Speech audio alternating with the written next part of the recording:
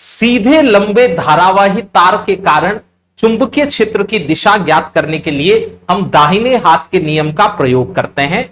आप अपने दाहिने हाथ के अंगूठे को इस धारा की तरफ व्यवस्थित कीजिए और अपनी अंगुलियों को घुमाइए। ये रहा दाहिना हाथ, दाहिने हाथ के अंगूठे को धारा की तरफ व्यवस्थित किया और अंगुलियों को ऐसे तार के परितः घुमाया।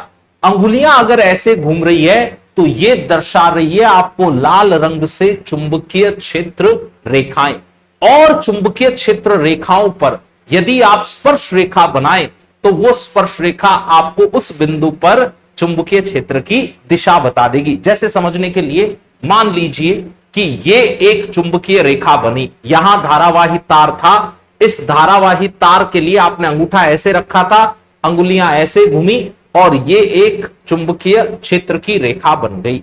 अब आप इस पे ऐसे स्पर्श रेखा बनाइए, यहां इस बिंदु पर चुंबकीय क्षेत्र की दिशा इधर रही होगी। अगर इस बिंदु पर आप स्पर्श रेखा बनाते तो चुंबकीय क्षेत्र की दिशा इधर होती, इधर होती, इधर होती। ये बात समझ में आई? इसी बात को समझने के लिए एक और डायग्राम अपन ले लेते हैं। मान लीजिए कि तार से जो धारा है वो इस बोर्ड के तल से लंबवत ऐसे बाहर की तरफ आ रही है, आपकी तरफ धारा आ रही है। अगर धारा आपकी तरफ आ रही है तो फिर वही बात, आप अपने दाहिने हाथ के अंगूठे को धारा की तरफ व्यवस्थित कीजिए। आप अपने दाहिने हाथ की अंगुलियों को ऐसे घुमाइए तो ये लाल रंग से आपको मिल गई चुंबकीय क्षेत्र रेखा, और इस चुंबकीय क्षेत्र रेखा के इस बिंदु पर मान लीजिए आपने स्पर्श रेखा बनाई। देखिए स्पर्श रेखा इधर भी बन सकती थी और इधर भी, लेकिन तीर का चिन्ह ऐसे है क्योंकि जब हमने अंगूठा ऐसे रखा तो अंगुलियां ऐसे घूमी, तो फिर हमें इधर वाली दिशा लेनी होगी। यह है इस बिंदु पर चुंबकीय क्षेत्र की तीव्रता की दिशा। जैसे मान लो किसी ने पूछा इस बिंदु पर चुंबकीय क्षेत्र किधर रहा होगा, आप तो इस बिंदु पर स्पर्श रेखा बनाइए। ये रही स्पर्श रेखा, इस स्पर्श रेखा के अनुदिश आप बी की दिशा दर्शा दीजिए। ये आ गई भाई बी की दिशा।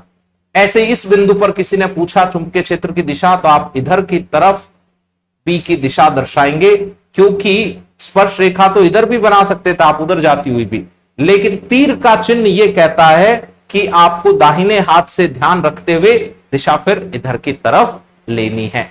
तो दाहिने हाथ के नियम का प्रयोग करते हुए हम चुंबकीय बल रेखाएं भी बना सकते हैं और उन पे हम टेंजेंट यानी कि स्पर्श रेखा बनाकर उस बिंदु पर चुंबकीय क्षेत्र की दिशा भी ज्ञात कर सकते हैं।